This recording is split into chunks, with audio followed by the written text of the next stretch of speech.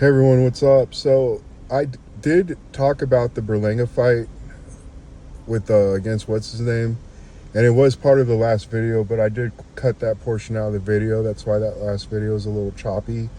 Um, I tried to. I typically ramble when I do these videos, and I just speak on what flows out of the gut. But I thought that portion of the video, why I cut it was I was a little too vulgar and just talking too much crap about Berlanga. The real problem is today that, you have social media, and I'm guilty of this as well. And, people want attention, a lot of more people are vain today. And especially with the youth. And Berlanga is a guy, he was put in a position where he's a boardroom fighter. They pretty much gave him 16 easy dudes that he can go and just easily knock out. It wasn't no real help to him because he wasn't really learning and actually becoming a more skilled fighter. He wasn't getting better, and now that he stepped up in competition, you're now starting to see what we all know for the most part. He's a C-level fighter, again, who was pretty much created and crafted in the boardroom. But my thing is this, and this even pertains to Tank Davis, who is still having issues. A lot of these people today, they're just pretty wild. And again, it's attention seeking. The way Berlanga was acting on the lead up of the fight, he only has himself to blame. And he let his confidence with that Canelo fight, kind of pump his ego up as well. And he was acting crazy. He was getting crazy with Oscar De La Hoya more so than he was focusing on his opponent.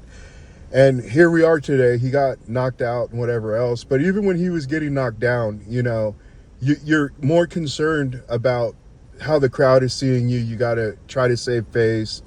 You got to sit here and clap your hands together and try to act like everything's fine when you could have just took your time, take all the time you can, you understand, make sure you get your equilibrium. It's even on small things like that. You know what I'm saying? He was popping right back up. That's just pride, that's heart, whatever you want to call that. And again, that's just trying to save face for the crowd. And you saw immaturity even when it came in those types of situations. Now, is his name Ramza? I already forgot dude's name because my thoughts are all over the place right now. Hold on, guys. Never mind. Thought this dude was going to walk up on me. So, I lost my train of thought. But these kids today, especially with fathers not being in the picture, you see that a lot. I'm sorry, sir, I'm not interested. I appreciate it. A lot of these kids today, they're not taught reality, because I'm just going to be real with you guys. Women are something else. You understand? The world doesn't hold them into accountability. So even when they work and things like that, they're still told that they're doing a good job, but we know that they're not producing the same results as men. And this is even more clear in the household. If you do your research on this, you know what I'm saying, you'll see that children are more prone to mental illness and things like that when raised in a single mother household. When a mother has a strong influence on the child, that child's going to take on more effeminate traits, hence vanity, hence attention seeking, and those types of things. And that's just Berlanga, that's Gervonta Tank Davis. They're undisciplined type people. You know what I'm saying? And everybody, they propped up Berlanga, like this. I hate to say this, but this is true, like some kind of Christ child, and everyone around him had to act like he's just this great person and he's so skilled. And, he's still today even calling himself the king of New York. You know what I'm saying? Even after that loss. But like I said, I've also seen excuses where people are like, hey, he got his paycheck from Canelo, so he's not really in it. Well, listen to me, dude. You were always a C-level fighter, at the end of the day. You know what I'm saying? Again, you were starting to get exposed even before the Canelo fight. Even when it came to Lubin and sparring, you guys make such big deals about sparring, and people get, and Lubin, he's a pretty solid guy. He's not a bum, you understand? And you have such a great size advantage against Lubin. And again, he's just been put in a situation where everybody propped him up, and he really started to believe his own hype. And this happens for a lot of guys, just like a Gervonta Tank Davis as well. Guys who don't really get to learn through adversity, you know, and things like that. They're already told that they're the best, and they're already told that they're a star. You know what I'm saying? And again, these are the results that you see. You see Tank in and out of jail. You see Tank, you know, in trouble all the times. And you see Berlanga, you know, everybody put you on this pedestal, whatever else. And now we're starting to see the reality. You know, at this point, I don't know how he's taking this. Again, he's saying, and still king of New York. I don't know if he's taking the situation seriously. You know what I'm saying? But again, the first 3 rounds were fill-out rounds. There wasn't much going on. And then Berlanga in the 4th round, well, at the end of the 3rd, and then, you know, he started getting more aggressive. And he started to try to make it more of a fight and be entertaining and things like that.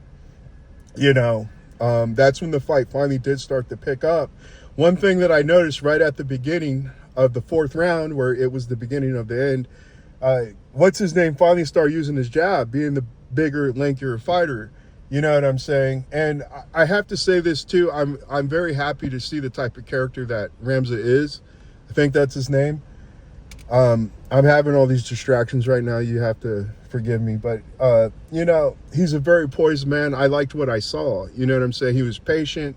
He filled out Berlanga. You know, he did make some attempts, as you'll see in the first 3 rounds, where he was trying to counter with the right hand and just barely missing. But it finally came together, you know, when he finally kind of downloaded and understand what was going on, what Berlanga presents to him, you know, some mistakes that Berlanga made. He started to finally establish the jab in the 4th, which was a very nice thing to see. And he was even going down low, so we already saw in the Canelo fight how Berlanga's kind of susceptible to dropping his hands and then leaving his head open, you know. But he was landing some nice stiff jabs to the body, and he was also landing some nice jabs up top. And with that length and everything else behind him, you know, another thing I noticed too is that he was bullying Berlanga. He was able to push him off and shove him and things like that. It was a very good performance, you know what I'm saying? And again, you can just see the difference in character, how one guy is actually a mature adult and a solid male, and the other guy's all about attention and, you know, hype and whatever else, you know, doing some crazy stuff to psych himself up, whatever else, you understand? And again, once that jab started opening up, he finally started hooking off the jab, and of course he's catching, you know, Berlanga's now expecting the jab. This is a problem with Berlanga. You land a punch, and then he's going to anticipate that same punch landing again. Then you can change it up on him and then surprise him with a shot that he's not going to see. And again, you know, Berlanga tends to go on the high guard and things as he starts to lean forward as well. And he got caught with a nice combination. It started with the left hook, again, because he was expecting that jab. And again, it was just the beginning of the end. But these boxers and just the youth in general today, you know, they're not being taught real things. They're not being taught how to be a man. They're praised just like how a woman praises their own children, you know, how they act like their child is literally, you know, the Christ child. And that's the system that Berlanga has been raised in. And again, it's just going to be the same result if he doesn't mature in things as a young man. And I've said this about Tank as well. You know, Tank is still not maturing. Tank is still not disciplined. You know, even with all this trouble, typically, you know, when you do discipline your children, it's good to spank them because then they'll actually learn their lesson as much as it will hurt you. But they'll learn, you know, and I don't see these guys learning. I don't see Tank Davis learning. I don't see a Berlanga learning, you understand? Because he's already been, you know, been brought to the finish line. He's already been fast-tracked and everything. You know, we all, you know, claim he was that guy when he knocked out his 16 bums that he was allowed to fight and face. So there's nothing really to talk about this fight. And then, of course, De La Hoya, you know, clowned him back, put on a wig, you know. I don't like to comment on these types of aspects of boxing. It's pretty dumb in my opinion, and there's plenty of people covering this. But this is for Oh Boy in the comment section. You did want to hear about this. And again, I really don't like to kick a fighter when they're down. I hope Berlanga can learn from this and understand how real the situation is at this point. You know, you don't have too many fights left, especially if you're already getting knocked out just like you did this past weekend. And again, I think a good fight for him would be Caleb Plant. You know what I'm saying? They're both in that same situation. People crown Caleb Plant as well, although Caleb Plant didn't really fight no one. And Caleb Plant wasn't a proven fighter to me. His validation is only because he fought Canelo. And it's the same with Berlanga. You guys are just validating Berlanga because he was in a fight with Canelo, you know. Although he didn't earn it, his only way of earning it was because Canelo and them knew he was an overrated fighter and he'd be easy pickings. What you need to be concerned about, Canelo fans, is the fact that Canelo couldn't do this.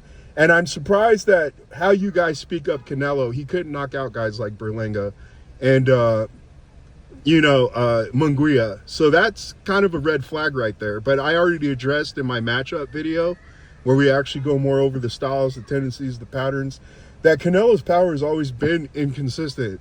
So I don't know what, this Canelo that you guys talk about, I didn't see the mastery, especially when you had Munguia landing 170 punches on Canelo. To me, that's a big concern. For you guys, you don't think that's a problem. But also, even with Berlanga, especially in the later rounds when Canelo started to get a little tired and he started to showboat, and then even Berlanga was starting to catch him and raise his confidence, and then we see what happens when Berlanga and Munguia, they go into other fights and they just get decimated. This is a trend for a reason, and it's a good sign that tells you where Canelo actually is truly at this point in his career. Even though he's only 34 at this point, he's been bum bashing. And again, you've been cycling, and, you've been pretty much, it tears your body apart when you train so much. It takes its toll on your body. And although you were getting these fights where these Berlangas and whoever, and you're fighting 3 times a year, while Crawford was just helping guys out in the gym, he was still staying active. He was still staying disciplined. But he's, 38 now, I believe. And he's at a point where he can't really continue to put all that wear and tear on his body. His inactivity that you guys see as a weakness, I actually see as a strength in this fight. Because again, you're not just killing yourself anymore, especially at the lower weights, 47, things like that, when we know Crawford's walking around weight is around 175 and above, to be quite frank. But again, I'm just seeing all the telltale signs that we're normally used to seeing, especially when a guy who has popped it up and put on a pedestal, what happens when they do meet a real challenge. So this is something for you Canelo fans to consider.